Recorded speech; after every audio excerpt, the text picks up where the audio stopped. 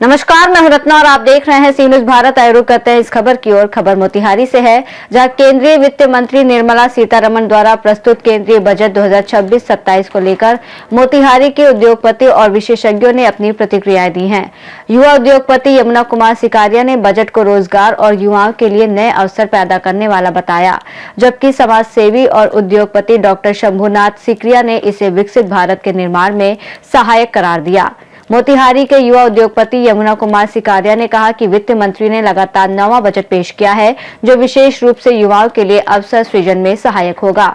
उन्होंने कहा कि सरकार की नई योजनाओं से वोकल फॉर लोकल को गति मिलेगी और ये रोजगार और उद्यमिता को बढ़ावा देगा।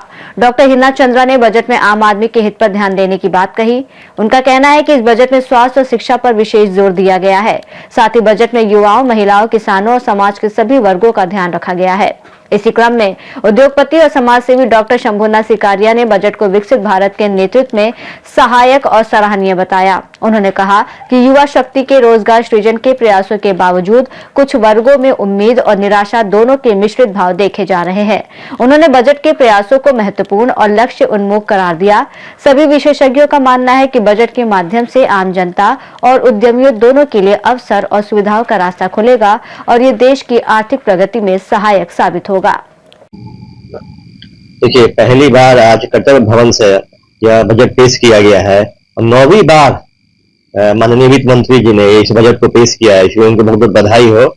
यह बजट नारी सशक्तिकरण को दिखाता है और इस बजट का मूल तत्व है कि भारत तीसरी अर्थव्यवस्था जल्द से जल्द बनने की, आप मेरी बात को देखिएगा, इसमें सभी वर्गों का ध्यान रखा गया है और उद्योगपतियों के लिए जो आयकर में सजा का प्रावधान था, सरकार ने उसे खत्म किया है और उसे एक बहुत ही कम टैक्स के पेनाल्टी पर सरकार ने इसे रखा है, ताकि उद्योगपति बेबाक होकर अपना कार्य कर सके।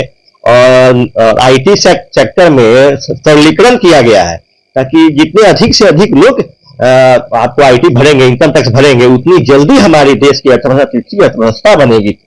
इसके लिए मैं मोदी सरकार एवं निर्मला सीतारमण जी को धन्यवाद देता हूं और केंद्र सरकार को बधाई देता हूं। को लेकर के हम महिलाओं में खासा हर्ष का विषय है। हर्ष की अनुभूति इसलिए हो रही है कि एक महिला वित्त मंत्री ने 9वीं बार सदन में बजट पेश करने का काम किया है और अपने आप में ये रिकॉर्ड ब्रेकिंग है। इसके लिए हम बहुत बहुत बधाई देना चाहते हैं अपनी वर्तमान सरकार को आज के नए बजट के लिए। और ये बहुत ही समावेशी और बजट है और ये विकसित भारत के संकल्पों को सिद्ध करने वाला बजट है, क्योंकि कोई ऐसा क्षेत्र नहीं है जिसको ध्यान में नहीं रखा गया है। अत्यंत समावेशी बजट है।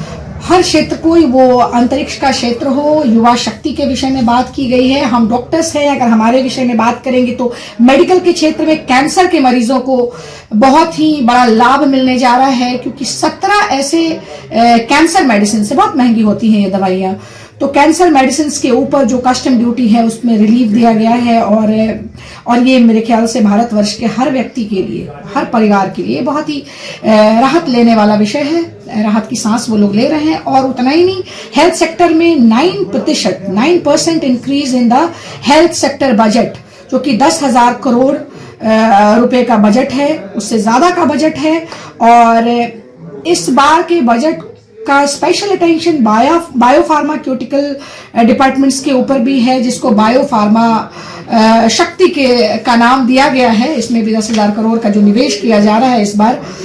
और हम कहेंगे कि महिलाओं के लिए भी कहा गया है कि जगह जगह हर जिले में एक नए छात्रावास का निर्माण होगा। अंतरिक्ष के क्षेत्र में काम हो रहा है।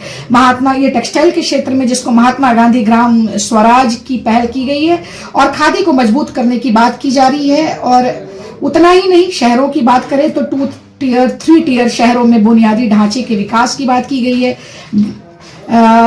शायद 7 शायद है हाई स्पीड कॉरिडोर के निर्माण का भी विषय सामने आया है मेरे ख्याल से। और हाँ, निर्मला सीतारमण जी ने बोला कि ये जो बजट है इसको हम युवा शक्ति बजट का नाम दे सकते हैं, और उन्होंने दिया। इनफैक्ट आज सदन में खड़े होकर जब इस बजट को युवा शक्ति बजट का नाम दिया, तो ये युवाओं के सोच, सपने, संकल्प और गति का द्योतक है। ये बता रहा है कि युवाओं की सोच किस रूप में विकसित होगी और ये विकसित भारत का जो सपना हम लोगों का है 2047 का जो हम लोग विकसित भारत का सपना लेकर के चल रहे हैं, जब ये बजट को युवा शक्ति बजट कहते हैं तो युवाओं के सोच, संकल्प, सोच और सपने और गति की ओर दिशा देता है। और ये जो है केवल लीडर्स नहीं, इनोवेटर्स और क्रिएटर्स भी हर एक अलग अलग सेक्टर्स में डेवलप करता है। तो मेरे ख्याल से ये बजट अत्यंत समावेशी और हर सेक्टर को ध्यान में रख के बनाई गई है। व्यवसाय के हित में जो है बजट देने की चेष्टा की गई है, पर जो उम्मीद थी व्यवसायियों को वह नहीं हो सकी। इसलिए कि आयकर में कोई बहुत जो है सो ये नहीं आया, और उद्योग जगत को भी बहुत आशाएं थी, वो भी नहीं मिल सकी। युवा रोजगार सृजन को लेकर उद्योगों को बढ़ावा देने के लिए जो कार्य किए गए हैं वो सराहनीय है। कुछ मेडिसिन में भी छूट मिला है, क्या कहिए? देखिए, मेडिसिन का छूट तो प्रधानमंत्री जन औषधि केंद्र से शुरू से ही मिलता आ रहा है, और उससे आम जनता को जितना छूट उन्होंने और दिया है उससे आम जनता को राहत मिली है, इसलिए आम जनता उनका कृतज्ञ है। मोतिहारी से सी न्यूज संवाददाता सचिन की रिपोर्ट। केंद्रीय बजट 2026-27 को लेकर मोतिहारी के उद्योगपति और विशेषज्ञों की प्रतिक्रिया संतुलित और सकारात्मक है।